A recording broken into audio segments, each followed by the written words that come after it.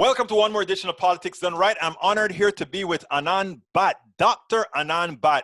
You guys know we've been talking a whole lot about COVID and all these, the different permutations thereof, etc. Well, I got a little piece of news from Anand. He sent me some figures, and I'm like, wow, thank you for normalizing data for us, for our understanding. Anand Bhat, Dr. Bhat, how are you doing today? I'm doing well. Well, look, it's great having you. I think this is probably your third time with Politics Done Right, which actually means that you really give fact-based information, because that's all I allow to get to my folk. Okay. Yes, I wanted to not be like the lying fake news, MSDNC, CNN, faux news network.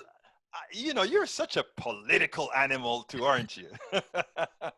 Anyway, let me tell you, you sent me a thing that I want to talk to you about. Right now, the theory is that most of the deaths most of the people dying from COVID are Black and Latino. And one of the reasons that is, I think people like to just, whenever you see things like that, people like to throw it on culture and not look at the science behind it. But you came across an article that you kind of dissected. And what I want you to do for me is explain to folks what's really going on with the mortality of COVID. Okay. Well, I was reading my favorite journal on the treadmill, the New England Journal of Medicine. You just like reading for the treadmill. Yes. And I came across one article. This is the sum total of my research on this topic in terms of mortality. And it was a study from Ochsner in New Orleans about mortality in COVID-19. Now, what did you find? So this article is very interesting because, as you know, New Orleans is one of the hardest hit cities originally. And this article was trying to see, was there an actual difference between hospitalizations and deaths due to COVID-19 by race? Now, I think right now the prevailing thought is that if you're Black or Latino and you're in the hospitals, you have a much higher risk of dying. How true is that? That is not, in terms of dying, that is not statistically true. What is statistically true, and why is it not statistically true? Based on this study, so let's just go over the demographics of Louisiana and New Orleans. Louisiana is about 33% Black, same thing in the New Orleans area. This study was at the Ochsner clinic, which is an integrated healthcare system. The most similar in Texas would be Scott and White in Temple, and which means that they have clinics, they have offices, they have hospitals, and they have tertiary care. So it's a completely integrated thing. It's not separated. So this study was a chart review based on the EPIC EMR, which is what they use at Ochsner. Before you go any further, explain that. Remember, not everybody that's listening to this show are doctors. Yes. So this study was done by chart reviewing anybody admitted to the hospital with COVID-19. Okay. And so they didn't interview people. This was just reading all the charts. In other words, this is data-driven, science-based. Science-based, yes. Okay, continue. So what Egberto is trying to ask me is that there are obviously income differences between whites and Blacks in the United States of America. Is that correct? Absolutely. We talk about that all the time. Right. So what Egberto, Dr. Egberto Honorary is trying to ask me is the poverty explaining a lot of these differences and maybe occupation? Is that explaining a lot of this disparity we see? And is it? So first, when you look at a study, we look at a couple things. First, we look at what are the demographics of the patient population. So in Ochsner, they're seeing about 31% of the patients they see in general are Black, okay? And this is Black non-Hispanic. So Egberto, you don't qualify for the study. Hey! Okay? Yeah, sorry, you're out. And then they have white non-Hispanic whites is the other group, okay? So if we look at Louisiana and New Orleans versus the Ochsner healthcare network, we see that it matches in terms racially Louisiana and New Orleans. There's no difference, okay? Now, if we look at the insurances between whites and blacks, we see, for example, that 5% of non-Hispanic whites are on Medicaid, which is the insurance program for poorer people. Right. And however, 15% of African Americans are on Medicaid. Did you say 1.5, 15? 1.5. Okay. Now, interestingly, in Louisiana, which expanded Medicaid, unlike the great state of Texas, the uninsured rate between whites and blacks is almost the same. It's 8.5% for whites and 9.1% for blacks. So really? There's not much of a difference between whites and blacks for uninsured rate in Louisiana. Wow. So that's a hint that healthcare access, even in a poor southern state like Louisiana, right, with expanded Medicaid in Texas, could make a huge racial difference in terms of equity. Okay. Now, they looked at high poverty neighborhoods. Louisiana is a poor state, regardless of race. Right. So they described a high poverty neighborhood as being 40%, 39.5%. Okay. So based on zip code analysis, wow, 29% of whites lived in a high poverty neighborhood, and 56.9% of blacks lived in a high poverty neighborhood. We're talking about 40%. That's almost triple the national average. Right. Okay. Another thing they looked at was comorbidities. The comorbidities were interesting. In terms of smoking, like lung disease from smoking, like COPD, there really wasn't much of a difference. And this makes a huge effect because in the Midwest, groups. So between the two groups, there's not much difference. It was 1.9% for COPD and 2.4% for the African Americans. Not much difference. However, if we look at diabetes, we have an 8-point difference, 10.9% for the whites and 18.5% for the blacks. If we're talking about hypertension, we have pretty high, 23.9% for the whites, but 33% for the African Americans. Then in terms of coronary artery disease, this was interesting. 4.5% for the whites, but 3.8% for the blacks. However, heart failure was higher for blacks, which was 9.4% for African Americans, 4.6% for Caucasians. So then there was a few other things like medications. There weren't really differences in 3 medications. I'm not going to get into that. It's a little technical. Most people, both white or black, were female in this sample, which is also interesting. You're talking about 62% of the African Americans and 54% for the whites. Now, in terms of symptoms, there were slightly worse symptoms for the African Americans. We have fever was higher, we have higher cough, and we have higher shortness of breath, which is a key prognostic figure. Now, then they looked at where, like the setting. Like I said it was an integrated health system. And this is important, Egberto, which means they have clinics, they have urgent cares, and they have a hospital, and they have ICUs. So unlike your neighborhood hospital, which maybe only have one of them, this has a continuum of healthcare. So they noticed that 21% of the whites in New Orleans were diagnosed in the office, at the primary care office, and 19% at the urgent care. However, for African Americans, it was only 13.7% for the primary care and 8.8% for the urgent care. Let me stop you there. Hold right there.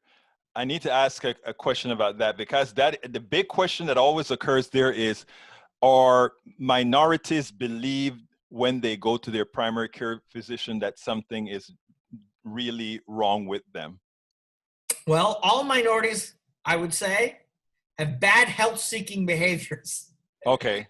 And if we go by COVID-19, we see that 65.3% of COVID-19 for African Americans was found in the ER. 65%. It was only 38% for the whites. Why? We don't know.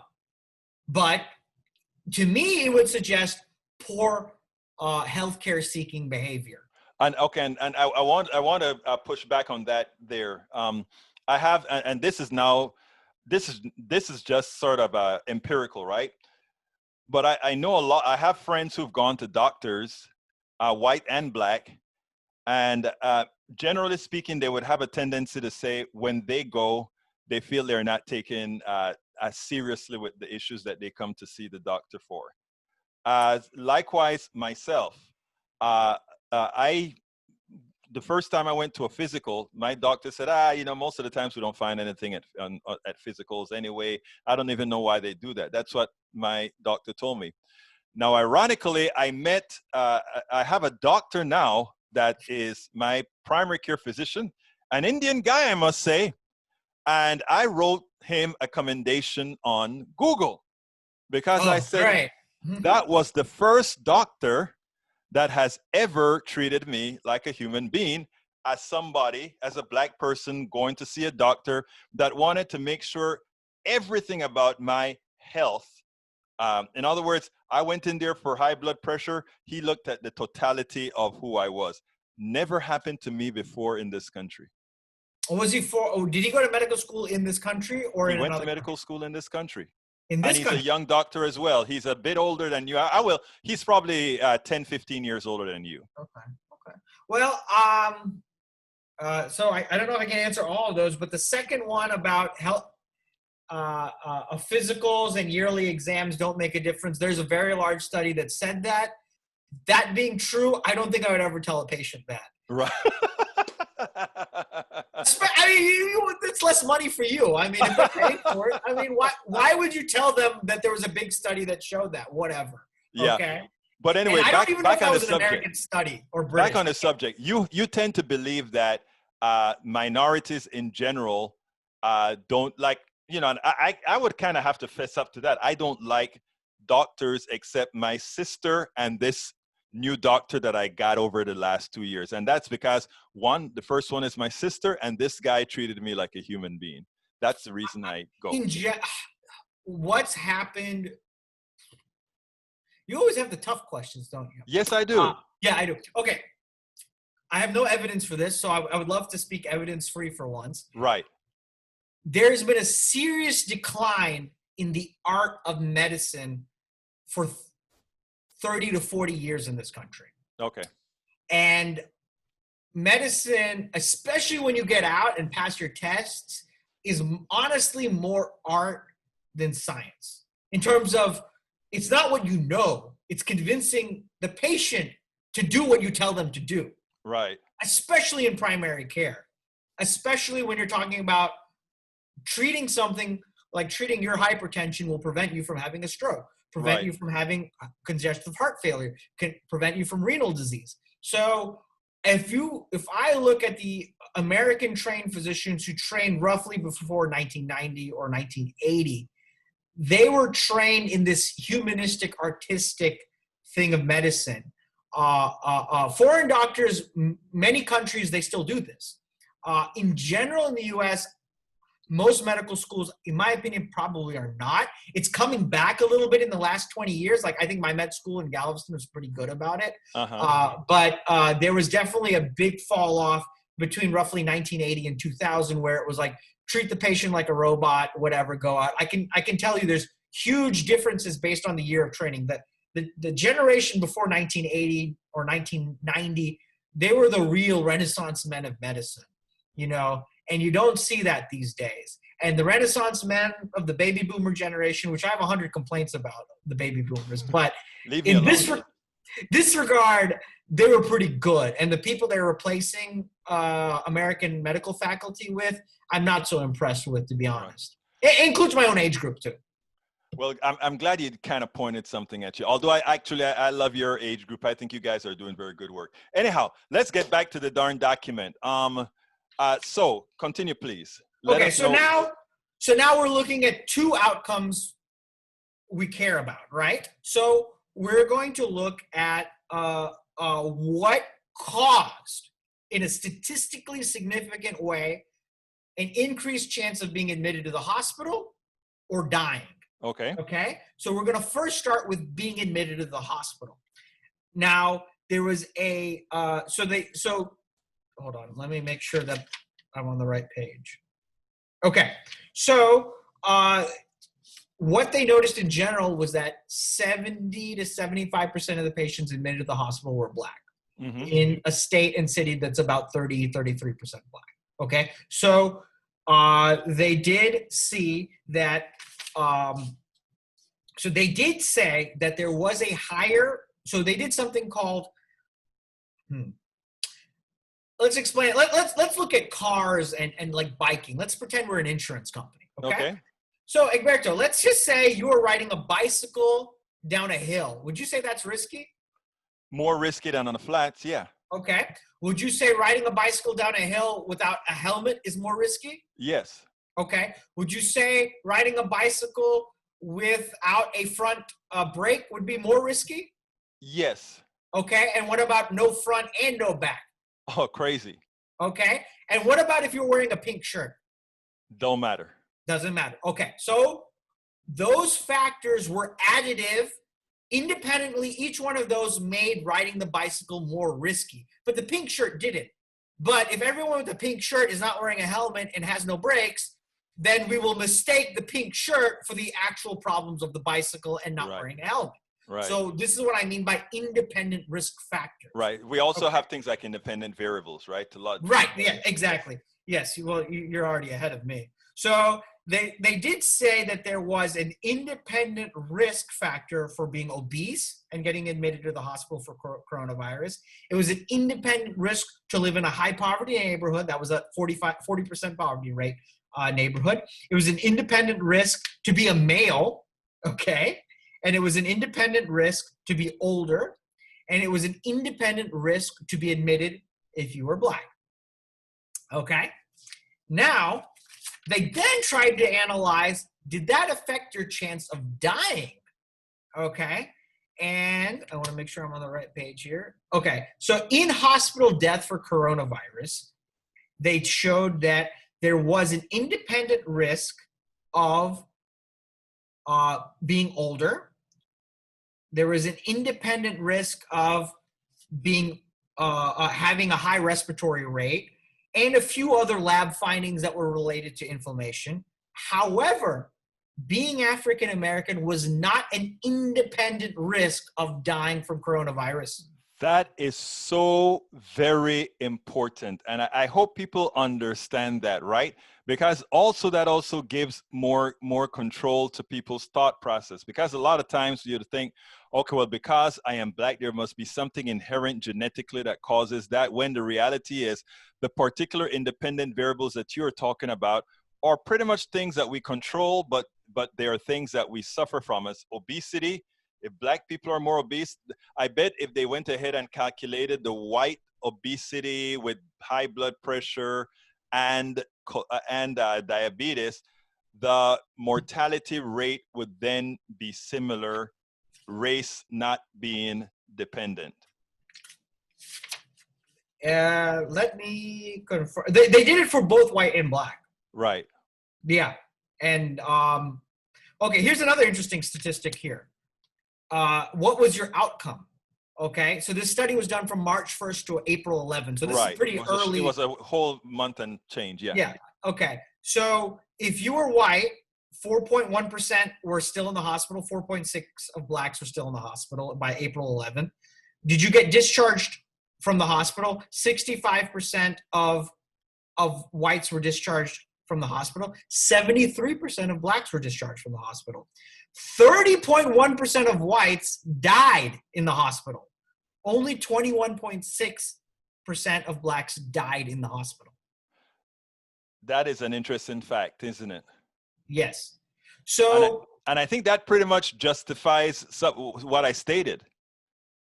I think if you look at those numbers, I think it pretty much stays. I mean, yeah, more Black people go into the hospital, but as a percent, if you go ahead and take those remove that variable, it just correlate. Just humans who have these issues die. Based on this, yes, 70 to 75% of those admitted. I think it even said 80% in the ICU were Black. However, if you're based on this study in New Orleans, more white people died in the hospital as a percent than Black people. Right. By 9%. Right. 21 versus 30%. So at least we could say, if you're admitted to the hospital and you are African American in New Orleans at Ochsner Health, you are not getting inferior treatment because you are not dying more. So if we saw something where all these people were admitted and the Black people were dying more than the whites in the hospital setting, because we all know, like, the hospital does not control Medicaid. They don't control your insurance. They don't control your job. They don't control your poverty rate. If we saw that they were having worse outcomes in the hospital, I think you could make a case there's some serious racial issues within the hospital itself. Believe it or not, I think for treating COVID, that's and I think that study is likely to be a damn good study based on what I read on it from what you sent me. I have a feeling it's a darn good study. And based on the parameters that they use, it was simply taking the pieces of paper, looking at all those numbers out there. I think it was a good study. And I think that is an important statement to make, because at least we know ICU treatment by those great nurses and doctors sitting in that ICU place, they're doing their job as they should, and that it is done within that particular unit very efficiently and well. To me, my take homes are healthcare expansion, which we don't have in Texas, but Medicaid expansion, which you do have in Louisiana, will show, first of all, your racial gap in insurance is very low. Right. Okay. You're also seeing that you are at least going to the hospital. Okay. There is a study, it's in The Nation. I mean, I don't know the original study. Voter turnout increases when more people get on Medicaid. I can imagine that, of course. So in Kentucky and Louisiana, if you look at the governor's race in Louisiana last year, the turnout for a governor's race was quite high. And it's not during the midterm because it's on an odd numbered year. Right. And Kentucky as well, you saw very high turnout. And they have associated counties and parishes that had higher increase in Medicaid enrollment. You saw effectively a 20% increase in salary, effectively. And I think it was also 10 or 20% increase in voting. So this actually benefits your life. So I think that's a very good sign. However, I mean, but also to me, when I see this, if you ask me, ask you, or whatever, I think, to me personally, I think it's a good evidence that reducing poverty is, and getting people to see the doctor regularly, of course, in a culturally competent way, like you said. I think there's a lot of work we can do on the physician side. If we do that, that's going to reduce the disparities. Addressing poverty, addressing insurance, not having people being treated inferiorly because they don't have insurance, or they're on Medicaid, or they're on commercial to get better treatment. This is what's going to reduce it. There's going to be 20% that is non-economic racism, but I think something like roughly 75-80% is economic. Right. And if you look at, okay, well, why were these African Americans diagnosed in the ER? Well, they don't know why, but they did mention, for example, 40% of African Americans were working in service industry in the food preparation business in New Orleans, which is heavy on restaurants. Which probably don't afford them insurance, yes. Not insurance, because they have insurance. Probably don't get time off. Probably don't Actually, get you're correct, because they did. Louisiana did accept the Medicaid expansion when the Democratic government got elected. So maybe it's different. Maybe it's not having sick leave. Right. You know?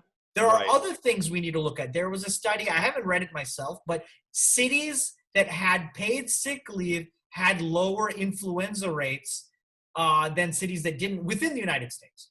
Wow, that is impressive. Well, look, Anand, one of the reasons I said I wanted to have you here is I think this is an important matter, especially given that we're here surrounded by COVID now. You've answered quite a few questions. I really wanted to have you on to discuss that paper, because when I saw it, it was quite intriguing. Thank you so kindly for being here on Politics Done Right. Give me a closer. Goodness, that's a tough one. I think we need to understand the economic roots of racial disparities. We have to treat them. We also must acknowledge that there are some things that are not economic, but ultimately economic justice is probably the most important form of racial justice. Dr. Anand Bhat, thank you so kindly for having been on Politics Done Right. I'm glad to have you. I'm Egberto Willies, host of Politics Done Right, an independent news program. I post several news videos of interest every day. I ask you so kindly to subscribe to my channel, and please leave me some comments. Thank you very much.